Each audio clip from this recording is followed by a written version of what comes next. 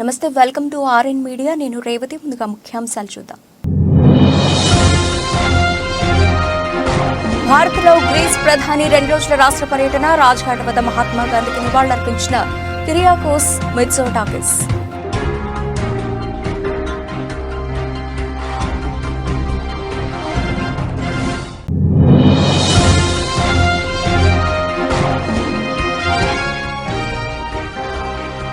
ఉత్తరప్రదేశ్లోని ఆగ్రాలో దారుణం. వేధింపులకు పాల్పడుతున్నాడనే అనుమానంతో యువకుడిని చితకబాదిన 3 వ్యక్తులు.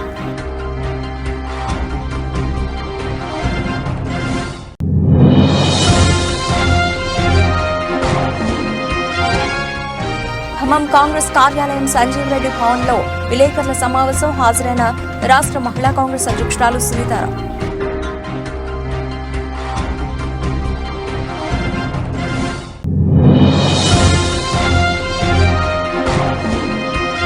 నాగర్ కర్నూలు సాయి గార్డెన్లో శ్రీ సేవాలాల్ మహారాజ్ 285వ జయంతి ఉత్సవాలు.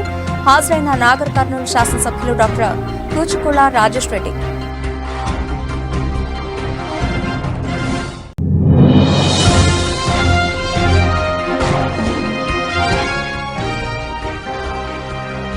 టీడీపీకి రాజీనామా చేసిన మాజీ ఎమ్మెల్యే ముద్రపోయిన 10 ఏళ్లు తనను వాడుకుని వదిలేశారన్న వెంకటేశ్వరరావు.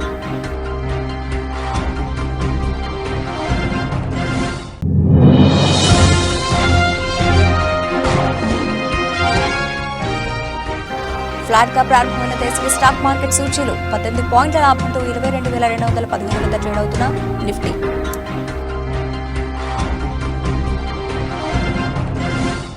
రైట్, డీటెయిల్స్ చూస్తే గ్రీస్ ప్రధాని కిరియాకోస్ మిట్సోటాకిస్ రాజ్ ఘాట్ వద్ద మహాత్మా గాంధీకి నివాళులర్పించారు. భారతదేశంలో 2 రోజుల రాష్ట్ర పర్యటనకు వచ్చిన మిట్సోటాకిస్ రాజ్ ఘాట్ వద్ద సందర్శకుల పుస్తకంపై సంతకం చేశారు. రాజ్ ఘాట్ లో మెమంటో కూడా అందుకున్నారు. भारत के दौरे पर ग्रीस के प्रधानमंत्री हैं, तो उनका जो आज का कार्यक्रम है उस लिहाज से रस्मी स्वागत के बाद वो बापू की समाधि पर श्रद्धा सुमन अर्पित करने के लिए राजघाट पहुंचे हैं। तस्वीरें सीधे राजघाट से, जहां पर ग्रीस के प्रधानमंत्री को हम देख रहे हैं। दोनों देश, अगर बात की जाए तो विभिन्न बहुपक्षीय मंचों पर हमने देखा कि एक निकट सहयोग के साथ काम करते हुए नजर आ रहे हैं और साथ ही साथ कैसे आर्थिक विकास को बढ़ावा देने की प्रतिबद्धता के साथ दोनों देश सुरक्षा और रक्षा में और समुद्री क्षेत्र में सहयोग पर आधारित कैसे अर्थव्यवस्थाओं को आगे लेकर जाना है उसको लेकर भी प्रतिबद्ध हैं। साथ ही हमने ये भी देखा कि किस तरह से ये यात्रा इसलिए भी महत्वपूर्ण मानी जा रही है। उत्तर प्रदेशలోని ఆగ్రాలో దారుణ ఘటన చోటు చేసుకుంది. పై ఓ యువకుడిని 3 వ్యక్తులు దారుణంగా కొట్టారు. యువకుడు వేధింపులకు పాల్పడుతున్నాడనే అనుమానంతో అసభ్యకరంగా మాట్లాడి యువకుడిని చితకబాదారు. ఈ ఘటనకు సంబంధించిన వీడియో సోషల్ మీడియాలో వైరల్గా మారింది. ఈ వీడియో వైరల్ కావడంతో షాహ్గంజ్లోని ఆగ్రా పోలీస్ స్టేషన్ అధికారులు యువకులను గుర్తించి వారిపై కేసు నమోదు చేశారు.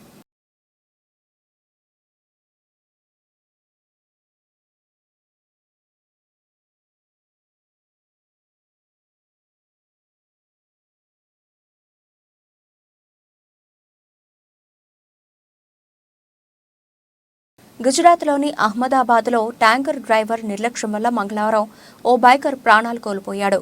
కార్గిల్ పెట్రోల్ పంప్ 4 రోడ్ సమీపంలో బైక్పై 2 ప్రయాణిస్తున్నారు. వారి పక్క నుంచే కాంక్రీట్ మిక్సర్ ట్యాంకర్ వెళ్లింది. డ్రైవర్ నిర్లక్ష్యంగా టర్న్ తీసుకుని బైక్ను ఢీకొట్టాడు. ట్యాంకర్ చక్రాల కింద నలిగి బైక్ నడిపే వ్యక్తి చనిపోయాడు. మరో వ్యక్తికి గాయాలయ్యాయి. ప్రమాదం తర్వాత ట్యాంకర్ డ్రైవర్ పరారయ్యాడు.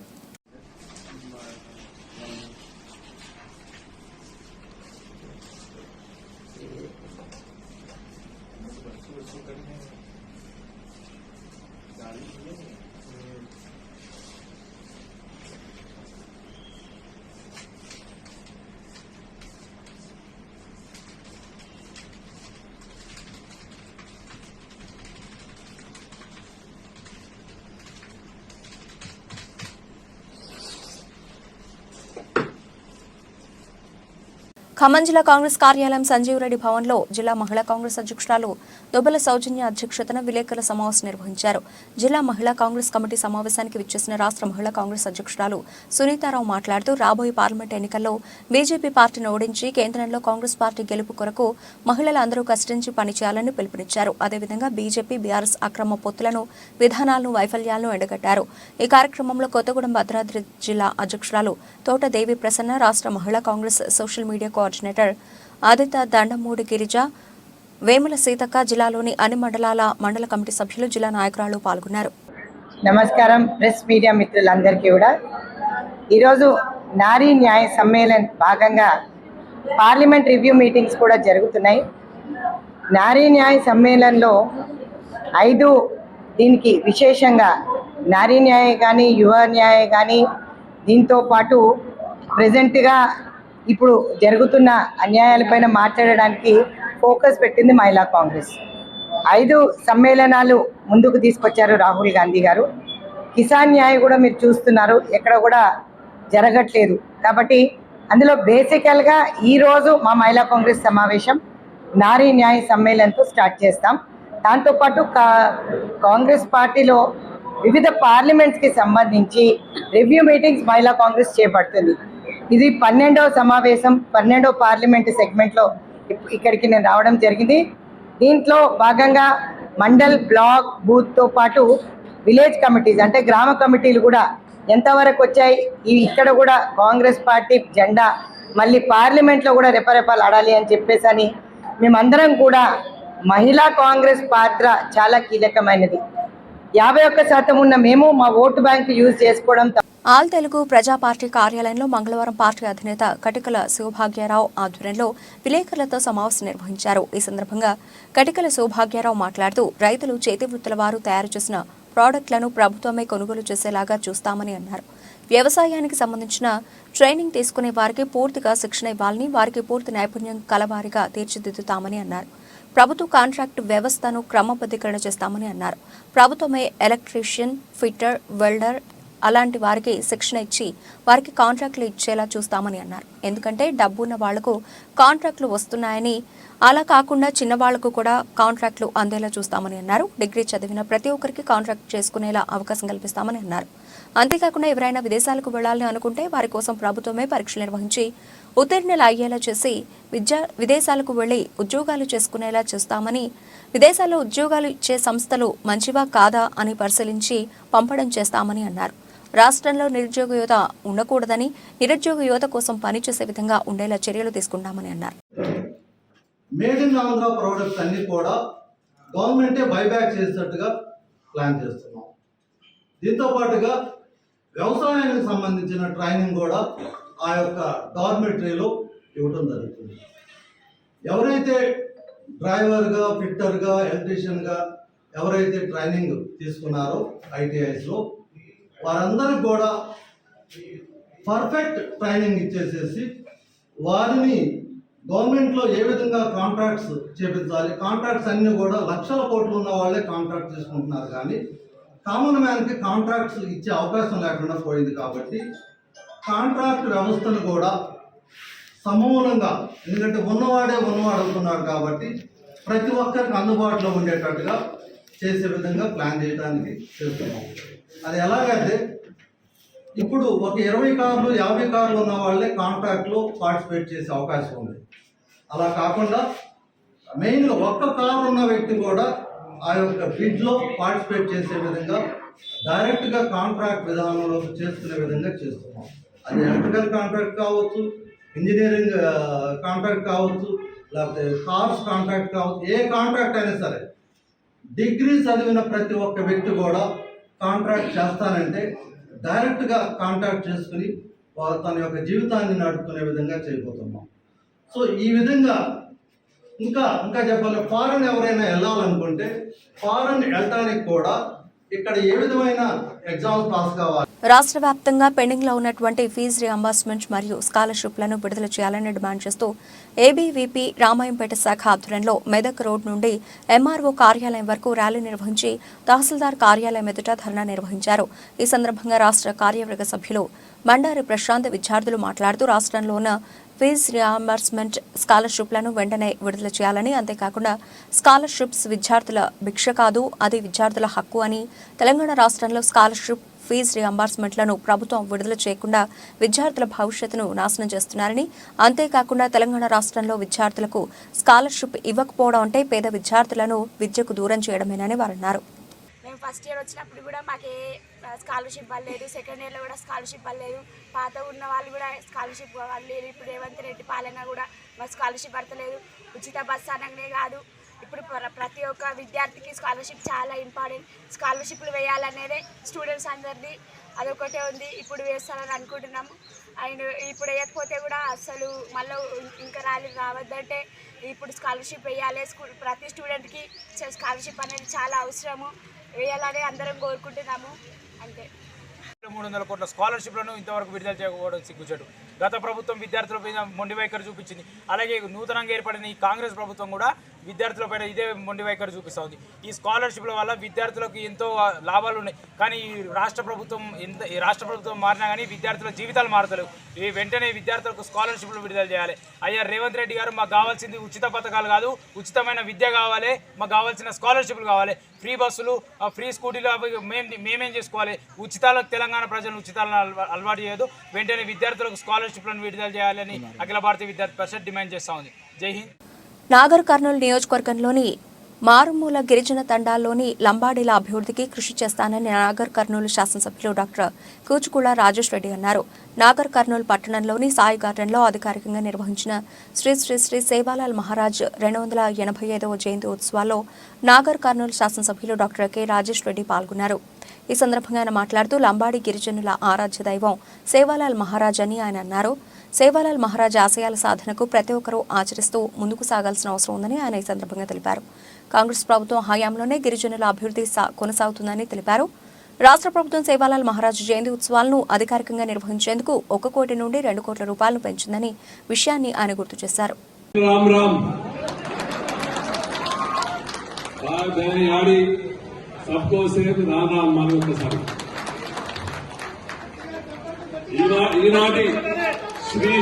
ఈనాటి శ్రీ శ్రీ సంత్ సేవాలాల్ మహారాజ్ గారి 285వ జయంతి ఉత్సవాలకు ఆహ్వానించిన ఉత్సవ కమిటీ వారికి, వేదికలు అలంకరించిన పెద్దలకు, ఇక్కడ విచ్చేసిన నా యొక్క లంబాడా సోదరి మనందరికీ ప్రతి ఒక్కరికి పేరు పేరున నా హృదయపూర్వక నమస్కారాలు. జై సేవాలాల్, జై సేవాలాల్. ఉత్సవ కమిటీ నా దగ్గరకు వచ్చి, అన్నా తప్పకుండా మనం ఈ ప్రోగ్రాం చేయాలి, 15వ తారీఖు చేయాలి, ఆ రోజు మొదటి రోజు అన్నారు. కానీ టైం లేక మళ్ళా వాళ్ళే అనుకొని అందరూ 21వ తేదీ చేద్దామన్నారు. నేను చెప్పడం జరిగింది, మీరు డేట్ డిసైడ్ చేయండి, నేను ఆ రోజు వస్తానని చెప్పిన. రాష్ట్రంలో నిరుపేదలను, నిరుద్యోగులను పైకి లేపాలనే ముఖ్యమంత్రి జగన్మోహన్ రెడ్డి ఉన్నతమైన ఆలోచనలకు అనుగుణంగా తాను ఎంపీగా విజయం సాధించాక పార్లమెంటు కాకినాడ నియోజకవర్గ పరిధిలో లోకల్ మేనిఫెస్టో రూపొందించి పనిచేస్తానని, ఎంపీగా తనతో పాటు జిల్లాలోని 7 అసెంబ్లీ అభ్యర్థులను కూడా గెలిపించి జగన్మోహన్ రెడ్డికి కానుకగా ఇవ్వాలని వైఎస్ఆర్సీపీ కాకినాడ పార్లమెంటు అభ్యర్థి కోఆర్డినేటర్ చలమల శెట్టి సునీల్ వైసీపీ శ్రేణులకు పిలుపునిచ్చారు.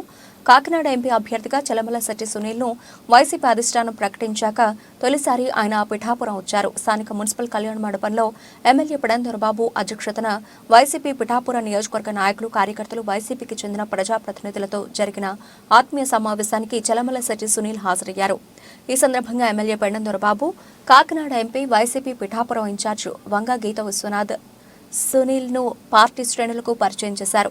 ఎమ్మెల్యే దొరబాబు, ఎంపీ వంగ గీతతో సహా పలువురు నేతలు చలమల శెట్టి సునీల్కు పుష్పగుచ్చాలిచ్చి పూలదండలు వేసి అభినందనలు తెలిపారు. ఎమ్మెల్యే దొరబాబు, ఎంపీ వంగ గీత విశ్వనాథ్, కాకినాడ ఎంపీ అభ్యర్థి చలమల శెట్టి సునీల్ సమావేశాన్ని ఉద్దేశించి మాట్లాడారు.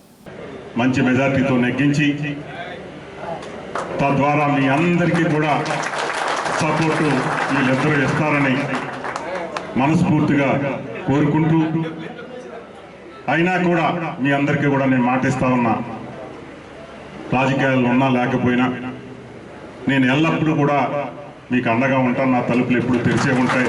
ఏ పని ఉన్నా సరే మీరు రండి, నేను చేస్తాను, నా చేతిలో ఉన్న పని ఏదైనా కూడా చేస్తానని చెప్పేసి ఈ వేదిక ద్వారా తెలియజేస్తూ, ఏదైతే ఇప్పటి వరకు ఈ 25 సంవత్సరాలుగా ప్రభుత్వం వచ్చిన తర్వాత ఈ 4 సంవత్సరాల 10 నెలల కాలంలో పార్టీ పుట్టినాటి నుంచి ఈనాటి వరకు నాతో ప్రయాణించిన ప్రతి ఒక్కరికి కూడా శిరస్సు వంచి నమస్కరిస్తూ, మీ అందరూ కూడా మనస్ఫూర్తిగా త్రికరణ శుద్ధిగా సునీల్ గారిని, గీత గారిని ఆశీర్వదించాలని మనస్ఫూర్తిగా కోరుకుంటూ, మీ అందరూ కూడా ప్రతి ఒక్కరూ కూడా నాకు ఏ రకంగా అయితే సహకరించారో అంతగా మించి సహకరించాలని ప్రతి ఒక్కరిని కూడా కోరుకుంటూ,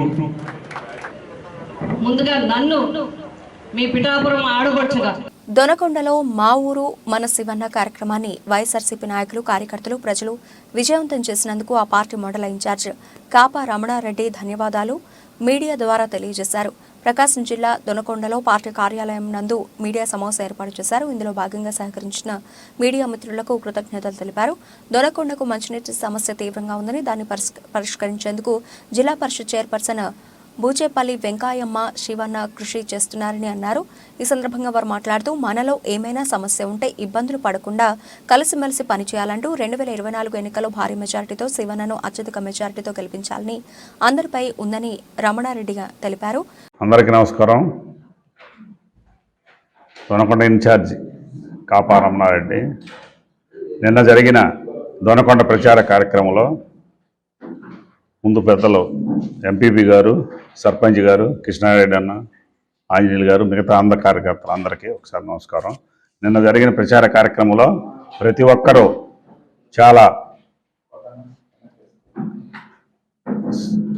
చాలా ఇంట్రెస్ట్తో, సంతోషంగా పాల్గొని ఈ కార్యక్రమాన్ని ఎంతో జయప్రదం చేశారు. కాబట్టి ప్రతి కార్యకర్తకి, అభిమానికి, నాయకులకి ధన్యవాదాలు చెప్పాలనే ఉద్దేశంతో ఈ ప్రెస్ మీట్ పెట్టాను. నిన్న జరిగిన కార్యక్రమం మాకు ఎంతో సంతోషాన్ని ఇచ్చింది, బాగా జరిగిందని మా మనసుకు అనిపించింది. కాబట్టి మీ కార్యకర్తలకు అందరికీ ఒకసారి ధన్యవాదాలు చేసి నమస్కారాలు తెలుపుతున్నాను. ఇదే వేలో ఎలక్షన్ అయిన దాకా ఇట్లనే ఉండండి. ఏదైనా ఉంటే మళ్ళీ అదే రిపీట్, ఏదైనా ఉన్నా నా దగ్గరకు వచ్చి మాట్లాడండి. ఏదైనా ఉంటే నేను సాల్వ్ చేస్తాను. నిన్న జరిగినట్లే అందరూ పాల్గొని మీ సహాయ సహకారాలు కావాలని కోరుకుంటూ సెలవు తీసుకుంటున్నాను. మన దొనకొండ మన శివన్న కార్యక్రమానికి, మన దొనకొండ పట్టణంలో జరిగినటువంటి కార్యక్రమానికి విచ్చేసిన బుచ్చేపల్లి శివప్రసాద్ రెడ్డి గారు, అదేవిధంగా గౌరవనీయులు పెద్దలు అమ్మ బుచ్చేపల్లి వెంకయ్యమ్మ గారికి, దొనకొండ పట్టణంలోని నాయకులందరూ, పట్టణ మండల ఎంపీపీ గారైతేమి, సర్పంచ్ గారు, అదేవిధంగా ఎంపీటీసీలు, మండల కోఆప్షన్ గారు, అదేవిధంగా ఉప సర్పంచ్ గారు, అదేవిధంగా ముజాహిద్, అట్లానే ఇండ్లాసీన్ గారు, అట్లానే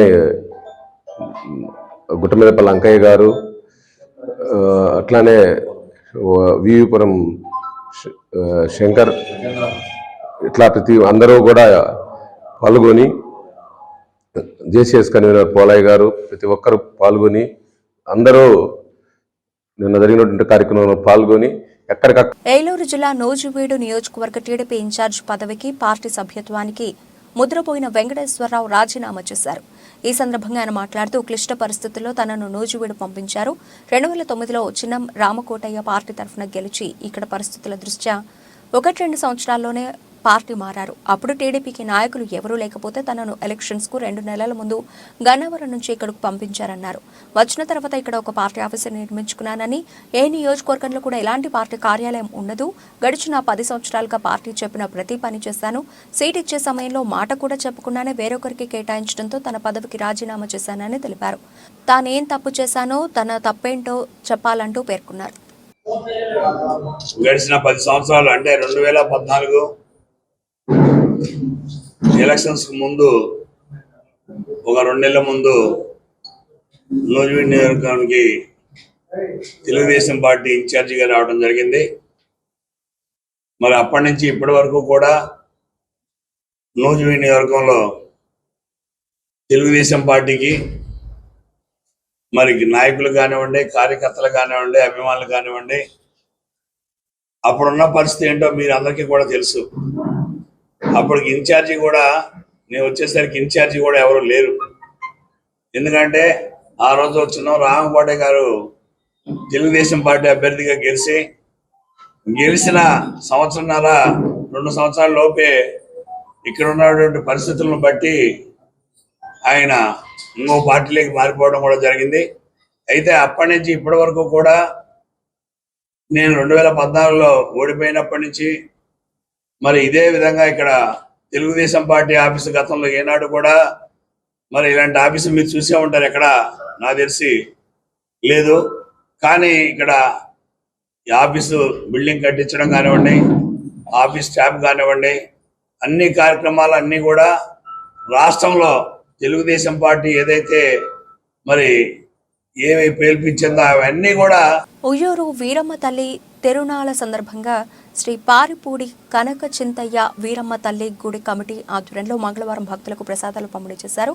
మంగళవారం ఉయ్యూరు పట్టణ పురవీధుల్లో వీరమ్మ తల్లితో తిరుగుతూ ఎదురుగండ దీపాలతో మొక్కులు చెల్లించుకున్న భక్తులకు కమిటీ వారు ప్రసాదాలు పంపిణీ చేశారు. ప్రసాదాలను ఆలయ కమిటీ చైర్మన్ పారిపూడి సుబ్బారావు, కమిటీ మెంబర్లు భక్తులకు ప్రసాదాలు అందజేశారు.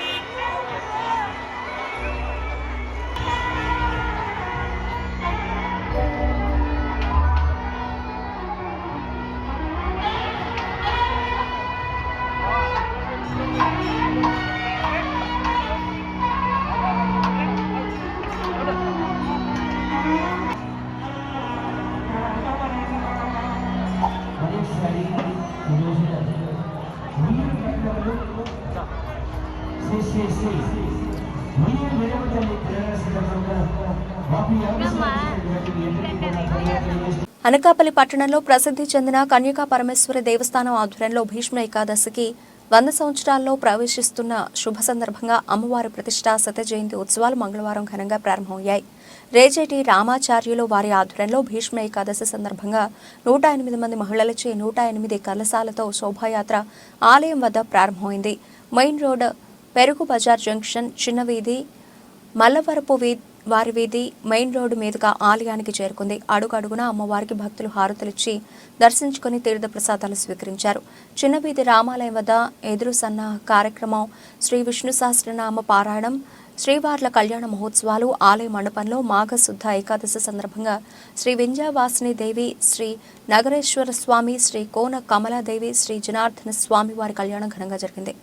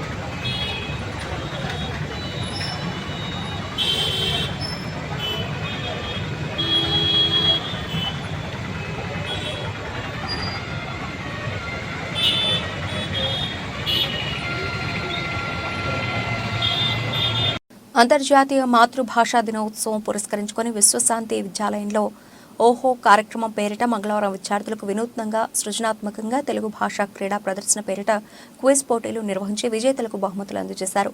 తెలుగు భాష పట్ల అవగాహన ఆసక్తి కలిగేలా మొత్తం 6 విభాగాల్లో క్విజ్ కార్యక్రమం నిర్వహించారు. శబ్దానికి ఒక ఉదాహరణ చెప్పు. సరిగ్గా చెప్పలేదు. జోస్న సరైన సమాధానం. ఓహో ఏ భాషా భాగం? సరైన సమాధానం. సమయం ముగిసింది. నువ్వు ఒక ప్రశ్నని 2 సార్లు అడిగే అవకాశం ఇచ్చావు నాకు. అంటే చెప్పడంలో క్లారిటీ ఉంటే కొంతవరకు మనకు ఉపయోగం ఉంటుంది. ఒకటి చెప్పలేకపోయావు. మిగిలిన 6 ప్రశ్నలకు 6 రెట్లు 12 రూపాయలు నీ జట్టుతో నీ ఖాతాలో నింపితే మొత్తం 19 రూపాయలు అయినాయి. ఇప్పుడు మనం ఒక విషయం విందాం. కార్యక్రమం పేరేంటి? తూర్పు అనే కార్యక్రమం జరుగుతుందట. తప్పు అయినా రైట్. విద్యాలయ ప్రిన్సిపాల్ సార్ పేరేమిటి? ఓహో పసుపు రెడ్డి ఓహో సారా? నాకు తెలియనంత వరకు చిరకాలంగా వ్యక్తులు సహచరి అయినా సరే ఓహో అని వారి పేరు నాకు తెలియదు. అందరూ కూడా చక్కగా అబద్ధాలు ఆడారు. అందరూ అన్ని వరకు సంపాదించేశారు. అంటే ఇక్కడ your time starts now. Telugu అక్షరాల పట్టికను ఏమంటారు? సరైన సమాధానం పోతన అన్న. విలేకరులపై దాడులు చేసిన దోషులను కఠినంగా శిక్షించాలని జర్నలిస్టు సంఘాలు ప్రతిపక్షాలు డిమాండ్ చేశాయి. మంగళవారం అమరావతిలోని అంబేద్కర్ విగ్రహం నుండి తహసీల్దార్ కార్యాలయం వరకు ర్యాలీ నిర్వహించారు. అనంతరం తహసీల్దార్కు వినతి పత్రం అందించారు. అమరావతి మండలం ప్రతిపక్ష నాయకులు విలేకరులు పాల్గొన్నారు. పత్రికా విలేకరులపై జరుగుతున్న దాడులను ఖండించండి. పత్రికా విలేకరులపై జరుగుతున్న దాడులను కాపాడాలి. ప్రజాస్వామ్యాన్ని కాపాడాలి. ప్రజాస్వామ్యాన్ని నశించాలి. ప్రభుత్వం మొండి వైఖరి నశించాలి. ప్రభుత్వం మొండి వైఖరి నశించాలి. ప్రభుత్వం మొండి వైఖరి కాపాడాలి. పత్రికా విలేకరులపై జరుగుతున్న దాడులను కాపాడాలి. పత్రికా విలేకరులపై జరుగుతున్న దాడులను. దేశీయ స్టాక్ మార్కెట్ సూచీలు బుధవారం ఫ్లాట్ గా ప్రారంభమయ్యాయి. ఉదయం 9:19 సమయంలో సెన్సెక్స్ 59 పాయింట్ల లాభంతో 73,116 పాయింట్ల వద్ద, నిఫ్టీ 18 పాయింట్ల లాభంతో 22,215 వద్ద ట్రేడ్ అవుతున్నాయి. సెన్సెక్స్ ప్యాక్ నుంచి Mahindra and Mahindra, JSW steel, Tata steel ఉదయం సెషన్లో లాభపడ్డాయి.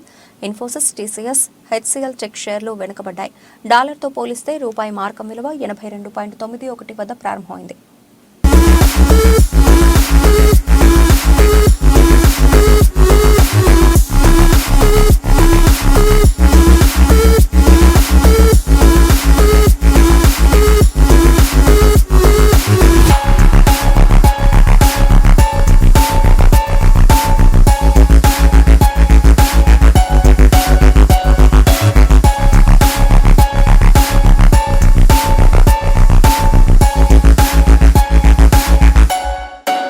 బులెటిన్ ముగించే ముందు హెడ్లైన్స్ మరోసారి.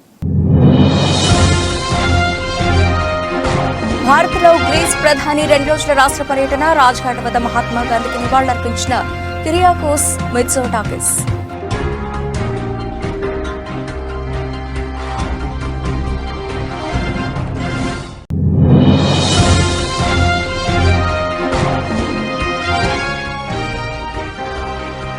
ఉత్తరప్రదేశ్లోని ఆగ్రాలో దారుణం. వేధింపులకు పాల్పడుతున్నాడనే అనుమానంతో యువకుడిని చితకబాదిన 3 వ్యక్తులు.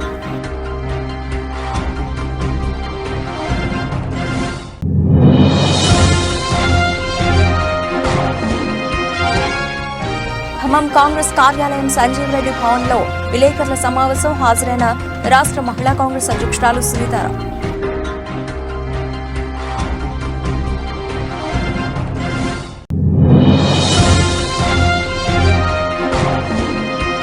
నాగర్ కర్నూలు సాయి గార్డెన్లో శ్రీ సేవాలాల్ మహారాజ్ 285వ జయంతి ఉత్సవాలు. హాజరైన నాగర్ కర్నూలు శాసనసభ్యులు డాక్టర్ కూచుకుల రాజేష్ రెడ్డి.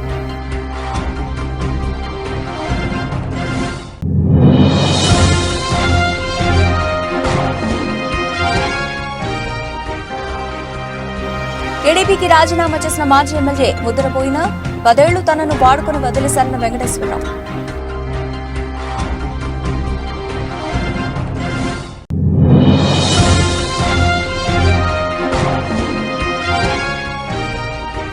ఫ్లాట్ గా ప్రారంభమైన దేశీయ స్టాక్ మార్కెట్ సూచీలు 18 పాయింట్ల లాభంతో 22,215 వద్ద ట్రేడ్ అవుతున్న నిఫ్టీ.